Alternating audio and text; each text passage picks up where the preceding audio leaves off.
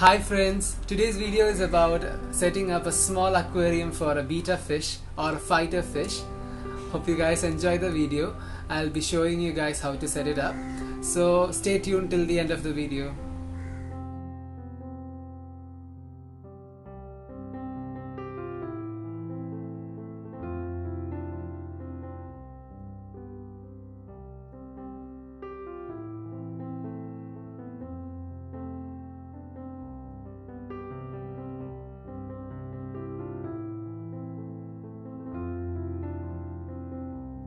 So friends, in this video I'll be trying out land moss or terrestrial moss in water. I hear that they can easily grow as aquatic moss as well. So we'll test that out and let's make a pretty home for this little blue guy. So friends, I have been making videos for a while now and I'm really hoping to reach 1,000 subscribers too. So please consider subscribing to the channel and show some support. We'll get into the video now. So friends, recently I bought this plastic fish bowl from a local aquarium shop and I was meaning to make a terrarium out of it, but then I changed my mind and I bought a fighter fish. So this is the set. It contains a roof-like structure. You can fix on top of it, kind of like a lid, and there is also a plastic base. So it's very inexpensive and this is what we'll be working with. So these are the things we'll be needing for this project. I have taken some land moss, thoroughly washed and kept in water. This is some soil medium for the plants to grow. That's the substrate I'm going to be using, that is fine beach sand that has been washed several times. I have also collected some laterite stone that has been already growing some moss on it naturally. Also get a forceps or a tweezer ready. Next we have a live plant, which is an aquatic plant called Juncus repens. This also I bought from the aquarium shop. So friends, now we'll start. Wash the container thoroughly and start filling the bottom with the soil that we have collected. You can do this in two ways. Either you can just fill the base up with the soil as a first layer, almost 1 inch thick, or I have used another method where I take a cylindrical object like a piece of a plastic bottle or a PVC pipe and fill inside that portion so that the soil will not be exposed from the outside. This is a good method to hide your medium with substrate. Now I am taking fine sand which I collected from the beach and washed several times. I will be starting to fill it from the side. Once it is almost half height, you can slowly remove the cylinder, the plastic cylinder that we installed to keep the mud in. And now you can fill back and completely cover the medium with the sand. Just like when we do terrariums, I have decided a front for the aquarium and I have given a slope to the back side so that all that we arrange will be in a good viewing angle. So friends, once you finish setting your soil or medium with the substrate on, you can start arranging the hardscaping materials. In my case, it's all the moss covered stones that I have collected. It's laterite stone. It's a good source of iron for any aquatic plants, so it's also nutritious for the plants that I'm gonna grow in this.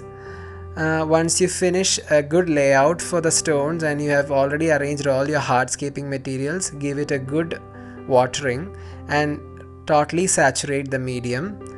Here I have stopped until I got some water above the sand level. Keeping it in this consistency will be much more easier for you if you want to add live plants into the system. A wet sand will be much more easy to play with and you can easily install the root zone of the plant in. Now it's time for us to take a look into the aquatic plant that I got. It's Juncus repens. It's very cute looking and it really reminds me of water papyrus, a very miniature version of water papyrus. Anyways, you can take individual plantlets from the clump and just start arranging them in different nooks and corners of your design. Also, if you want to just completely plant them as a clump, that also totally works. Using the forceps, I have now installed all the plants into the medium. Secure the base of the plant with small stones, or you should plant them deep into the medium, or they can easily float when you fill the container with water. So once you finish planting your aquatic plants, it's time to fill the gaps and exposed medium with the moss that you have collected.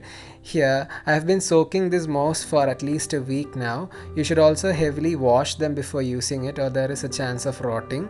Now you can go with the flow and start filling up all the spaces that you want with moss, and also remember to install a small stone on top of the sheets of moss, preventing them from floating once you fill the system up. So friends, we have finished designing with the moss. I have left 3-4 stones on top of the moss just so that they won't float when you fill the system with water. Also leave this system overnight so that any chemical or unwanted substance that gets into the water will happen overnight. So we'll wait for a day now. So friends, it's the next morning. I have siphoned out 50% of the old water that we used yesterday and filled with new water.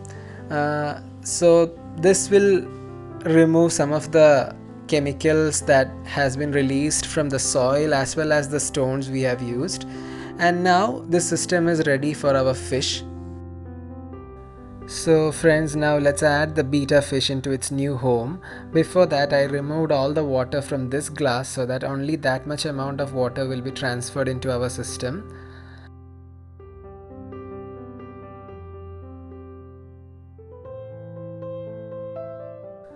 So guys, our blue fighter fish or betta fish is now in his new home. He's actually taking a look around what all new facilities he have in his new house.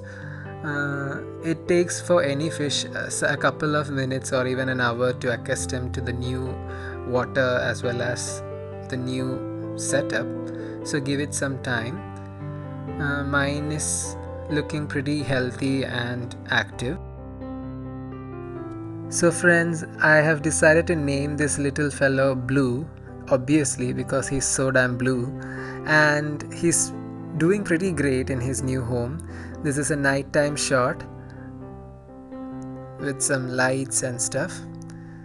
So let's talk about maintenance. Since there is some live plant as well as moss growing in this system, you don't have to do a lot of water change, but still every 2 weeks I would recommend once cleaning up the water or draining at least 50% of the water and filling it up back. I would not recommend a complete water change, which will be bad for both the plants as well as the fish. I won't be growing this under artificial light. I'll be growing it on a windowsill with good sun, and if that proves to be not sufficient, I might install a small LED bulb. So that's all I have for you guys this week. Hope this was an interesting and different video from our usual gardening video. So friends, if you're enjoying my content and you feel like my videos are informative, do consider subscribing to the channel. Also press the bell notification button for updates whenever I post new videos. So friends, also do visit my Instagram page and show your support there as well. I'll leave a link to that in the description. Also check out the notification bar for other videos from the channel. So friends, I hope you guys enjoyed today's video. I'll be putting out videos regularly on every Friday and Sunday mostly. Stay tuned and subscribe to the channel. Until next time, it's Nirmal signing off.